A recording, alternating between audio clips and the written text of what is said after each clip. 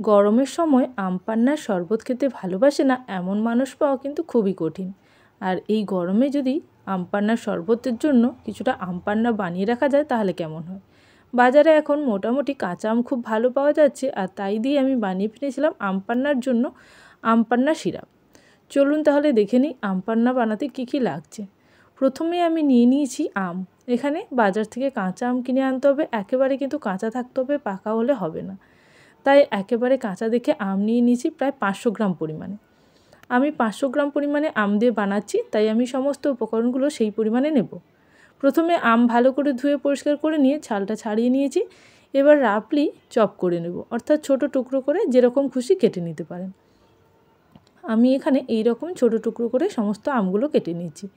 এই আমগুলোতে সেরকম কোনো আঁঠিও হয়নি, তাই খুবই নরম অবস্থায় যদি আম পান্না বানিয়ে নেওয়া যায় আমের, তাহলে কিন্তু খুব ভালো হয়। আঁটি থাকলে অবশ্যই কিন্তু আঁটিটা বাদ দিয়ে সাইডের অংশগুলোকে এইরকম ছোট ছোট টুকরো করে কেটে নেওয়া যেতে পারে। এখন দেখুন সমস্ত আমগুলোই কিন্তু আমি কেটে নিয়েছি। এই আমগুলোকে এখন একটা পাত্রের মধ্যে তুলে নিয়ে কিছুক্ষণ জলে ভিজিয়ে রাখতে হবে। আমের যে কালো কষ থাকে সেটা কিন্তু বেরিয়ে যাবে এইভাবে জলে ভিজিয়ে রাখলে। কিছুক্ষণ জলে ভিজিয়ে রাখতে হবে, খুব বেশি নয়, ওই 10 মিনিট মতন। এর মধ্যে আমি একটি মশলা বানিয়ে নেব।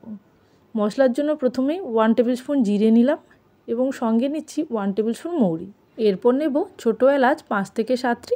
তারপরে নিয়ে নেব বেশ কিছুটা পরিমাণে গোলমরিচ। গোলমরিচটা ঝালের জন্য দিচ্ছি, হালকা টক মিষ্টি ঝাল হবে।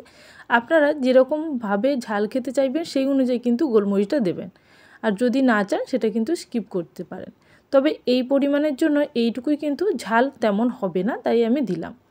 এখন ভালো করে এটাকে ড্রাই রোস্ট করে নিয়েছিলাম। এবার আমি আমটাকে ধুয়ে নিচ্ছি খুব ভালো করে।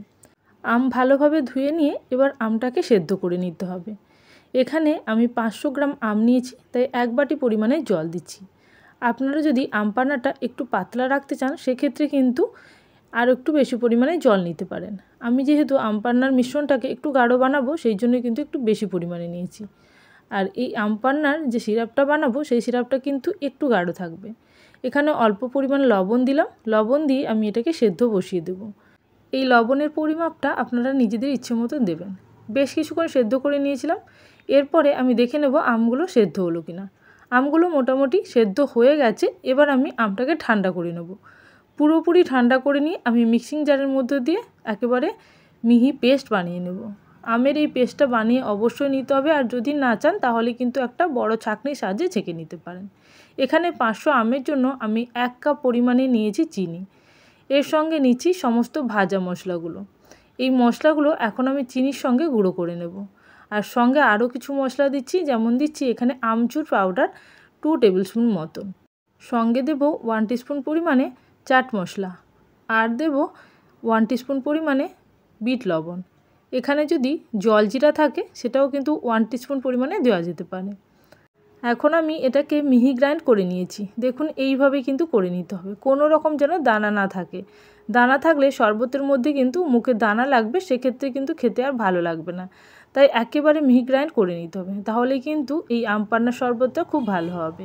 হাত দিয়ে ভালো করে চেক করে নিতে হবে। এবার আমটাও ঠান্ডা হয়ে গেছে। আমটা এবার মিক্সার জারের মধ্যে দিয়ে গ্রাইন্ড করে নেব। ওই মিক্সার জারের মধ্যেই আমি আমটা গ্রাইন্ড করে নিচ্ছি। এই আমের সঙ্গে আমি কিছু পুদিনা পাতা দেবো টেস্টের জন্য।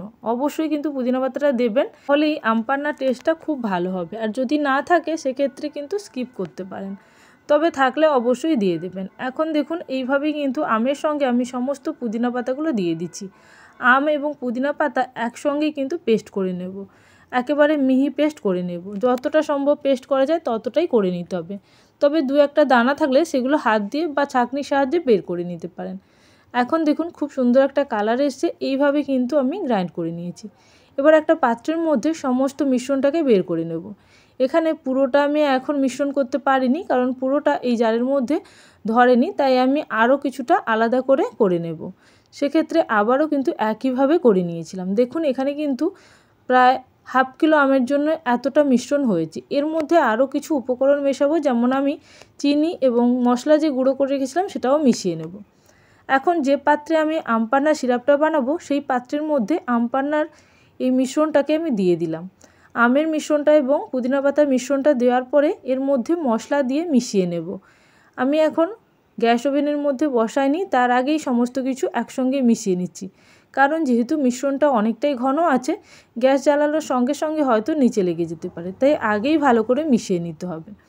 দেখুন এখানে গুঁড়ো চিনির সঙ্গে সমস্ত মশলা একসঙ্গে আমি গ্রাইন্ড করেছিলাম সেটাও দিয়ে দিলাম। দিয়ে এইভাবে সমস্ত মিশ্রণের সঙ্গে ভালো করে সমস্ত কিছুকে মিশিয়ে নিতে হবে। খুব ভালো করে মিশিয়ে নিয়ে তারপরে আমি গ্যাস ওভেনের মধ্যে বসিয়ে গ্যাসের ফ্লেম মিডিয়াম রেখে অনবরত নাড়াচাড়া করে 10 মিনিট মতন ফুটিয়ে নেব। তাতে মিশ্রণটা ঘন হয়ে যাবে এবং সঙ্গে ভালো মতন ফুটে যাবে, এবং ভালো মতন যখন রান্না হয়ে যাবে তখনই কিন্তু একটা চিটচিটে ভাব আসবে, তখনই নামিয়ে নিতে হবে। আমপান্না সিরাপটা একেবারেই রেডি হয়ে যাবে। এখন আমি চিনিটাকে খুব ভালো করে মিশিয়ে নিচ্ছি। চিনিটা এখন আমার একেবারে মেশানো হয়ে গেছে। এবার আমি গ্যাস ওভেনে বসিয়ে দিয়েছিলাম। গ্যাসের ফ্লেম মিডিয়াম রেখে এইভাবে অনবরত নাড়াচাড়া করে গেছি। মিশ্রণটি যেহেতু অনেকটা গাঢ় আছে তাই অনেক সময় ছিটে আসতে পারে, তাই অবশ্যই সাবধানে মিশ্রণটাকে নাড়াচাড়া করে নিতে হবে। আর প্রয়োজন মতন গ্যাসের ফ্লেম স্লো করে দিতে হবে। এখন প্রায় 10 মিনিট মতন পরে কালারটা কিন্তু অনেকটা চেঞ্জ হয়েছে এবং মিশ্রণটা অনেক ঘন হয়ে গেছে। এরপর আমি কিছুটা ফুড কালার মেশাবো। এখানে ফুড কালারটা একেবারেই অপশনাল, আপনারা চাইলে মেশাতে পারেন নাও পারেন। আমি একটু ফুড কালার মিশিয়ে দিয়েছি যাতে আমপান্নাটা একেবারে বাজারের মতন দেখতে হয়, তাই আমি এইভাবে মিশিয়ে দিয়ে তারপরে আবারও কিছুক্ষণ নাড়াচাড়া করে নিয়েছি। দেখুন কালারটা কিন্তু এই রকম এসছে। চাইলে আরও কম দিতে পারেন বা নাও দিতে পারেন, তাতে কোনো অসুবিধা হবে না এবং টেস্টেরও কোনো ডিফারেন্ট হবে না। তাই অবশ্যই চাইলে আপনারা কালার না দিয়েই বানাতে পারেন। এখন দেখুন মিশ্রণটা কিন্তু একেবারেই রেডি। এবার মিশ্রণটাকে আমি গ্যাস ওভেন থেকে নামিয়ে নেব এবং বেশ কিছুক্ষণ রেখে ঠান্ডা করে নেব। তারপরে একটি বয়ামের মধ্যে ভরে রাখবো। দেখুন কতটা সুন্দর দেখতে হয়েছে এই মিশ্রণটা, এবং মিশ্রণটা কিন্তু একেবারে রেডি। সারা বছর এই মিশ্রণটি রেখে আপনারা ইচ্ছে মতন এটাকে পরিবেশন করতে পারবেন জল এবং কিছুটা বরফ মিশিয়ে দিয়ে। এখন ঠান্ডা করে নিয়েছি। ঠান্ডা করার পরে এই রকম ঠিক একটা মিশ্রণ রেডি হয়েছে। এবার একটি কাচের বয়ামের মধ্যে এটিকে ভরে নেব। ভরে নিয়ে এটিকে ফ্রিজে রেখে দিতে হবে। ফ্রিজে রাখলে এটি 1 বছর পর্যন্ত ভালো থাকবে। আর যদি ফ্রিজের বাইরে রাখতে চান তাহলে কিন্তু খুব কম দিনের মধ্যেই খেয়ে নিতে হবে, অনেক সময় নষ্ট হয়ে যেতে পারে। যেহেতু এখানে কোনো রকম প্রিজারভেটিভ দেওয়া হচ্ছে না, ভিনিগারও নেই এর মধ্যে, তাই। আর যদি বাইরে রেখে খেতে চান তাহলে অল্প ভিনিগার মিশিয়ে নেবেন, তাহলে হয়তো কিছুদিন থেকে যাবে বাইরে। আর এইভাবে যদি ফ্রিজে রাখেন তাহলে কিন্তু অনেক দিন পর্যন্ত থাকবে। ডিপ ফ্রিজে রাখার দরকার নেই, নর্মাল ফ্রিজে রাখলেই হবে। দেখুন মিশ্রণটা কিন্তু একেবারেই ঘন হয়েছে, তবে জলে দিয়ে কিছুক্ষণের মধ্যেই মিলিয়ে যাবে। এখন আমি এই বয়ামটার মধ্যে এইভাবে এয়ারটাইট করে রেখে দেব। প্রয়োজন মতন এই মিশ্রণটি নিয়ে জলের সঙ্গে মিশিয়ে নিতে হবে। আমি এখন কিছুটা বানিয়ে দেখাচ্ছি। দেখুন 2টো গ্লাসের মধ্যে আমি নিয়ে নেব প্রথমে এই সিরাপটি ওই 1 চামচ নিলেই হবে, তবে যদি বেশি টক খেতে পছন্দ করেন তাহলে কিন্তু 2 চামচ নিতে পারেন, কারণ এখানে টকের ভাবটা একটু বেশি আছে, কারণ আমি এখানে চিনির পরিমাপটা অনেকটাই কম দিয়েছি। খুব বেশি মিষ্টি ভালো লাগবে না, তাই আমি অল্প পরিমাণেই দিয়েছি। আর যদি চান যে এর মধ্যে চিনি সিরাপ মেশাবেন সেক্ষেত্রেও করে নিতে পারেন নিজেদের ইচ্ছে মতো। এখন ঠান্ডা জল দিয়ে দেবো এবং চাইলে ওপর থেকে কিছুটা বরফও দিয়ে দিতে পারেন। খুব ভালো করে এবার মিশ্রণটাকে মিশিয়ে নিতে হবে। এখন আমি এর মধ্যে কিছুটা বরফ মিশিয়ে নেব। বরফ মিশালে এই গরমের মধ্যে খেতে কিন্তু খুব ভালো লাগবে। রেসিপি ভালো লাগলে অবশ্যই কমেন্ট সেকশানে জানাবেন। আর যারা এখনও পর্যন্ত চ্যানেলটিকে সাবস্ক্রাইব করেননি অবশ্যই চ্যানেলটিকে সাবস্ক্রাইব করে নিয়ে পাশে থাকা বেল নোটিফিকেশানে ক্লিক করে রাখবেন, যাতে আমার চ্যানেলে কোনো নতুন রেসিপি আসার সঙ্গে সঙ্গে আপনাদের কাছে সবার আগে নোটিফিকেশান পৌঁছে যায়।